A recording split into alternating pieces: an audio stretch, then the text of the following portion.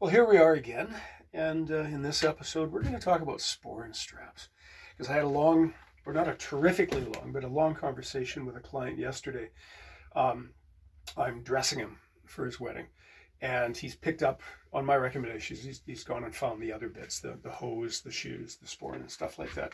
And we talked a bit about his Sporran strap because it's, and you've heard me, and you've also read if you've been to my website, you've read about my opinion about chain Sporran straps. I'm not a big fan of them because unfortunately they're not all created equal, and even the best of them can have long-term consequences to the kilt. So we're going to take a look at 3 Sporran straps here, which I'm grading basically, I'm going to present from worst to best, and then present my solution or my proposed solution. So again, most often we see a Sporran strap like this. It's a combination of leather and chain with a little double-ended dealie, which passes at the back of the Sporran. This one is, I'm going to call it, it's not the worst. It's brass, frankly, because there's the practical nature of it. There's the inherent design flaw in that these things are links, and the link, if you can see it, you can see the link is just crimped together there. And sure, it's at the edge there, but sometimes the link is on the joint is on the side, and they're almost always just a little bit sharp. I've seen many kilts where evidently the person's been wearing a chain strap because the chain is on the cloth, it moves back and forth, and it's literally acting like a chainsaw. I don't have a kilt to show you here today, but I've seen many kilts where there's a raised, there's a strip where it's all kind of fluffy at this because it's literally working its way through the cloth.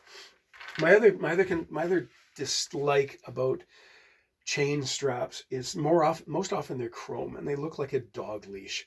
And okay, kudos to you, kink community. If that floats your boat, go with it. But it's too. I see it too garish. Less is always more.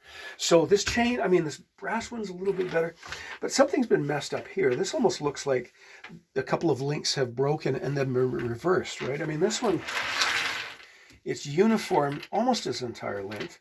I don't understand. This person has shortened it by moving the snap, and you can see the snap's already failed. He's moved the snap equal distant along the chain because apparently having enough buckle holes was too complex for them. Right, I don't like this. Next up, a better one, and I don't know if anybody's making these commercially these days. This probably dates from sometime last century. I'm going to say before World War II. I'm going to say possibly before World War I. We see this on the officers' leather sporrans of the Gordon Highlanders during the interwar and actually pre-World War I period as well. And the construction is very good. The leather tabs are sewn because I forgot to mention this.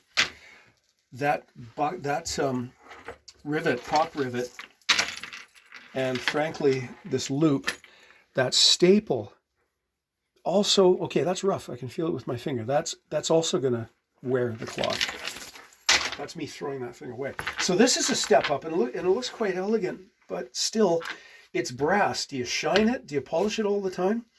Kind of time consuming, because if you don't polish it, and let it tarnish, is that copper oxide going to rub off on your kilt? If it's a dark tartan, nobody's going to notice it under most light conditions, but in certain angles and in certain light conditions, you're going to see a bit of green on the cloth. The gold standard for me is the all leather Sporran strap. This one's over 100 years old. This one probably dates back to the raising of the Seaforths in Canada in 1910. As you can see, the leather's a little bit cracked, and I'm about to retire this and refer to it as a document rather than an artifact and keep it for reference sake because it's been well loved. It's after 100 odd years, 110, 112 years. It doesn't owe anybody anything. So I want to replicate this. It's got okay, bad note to me because we got a staple on that. But so what I'm going to do in the next series because I'd been talking to the customer yesterday about, let's see if we can find him a proper leather strap. So this morning I got up early,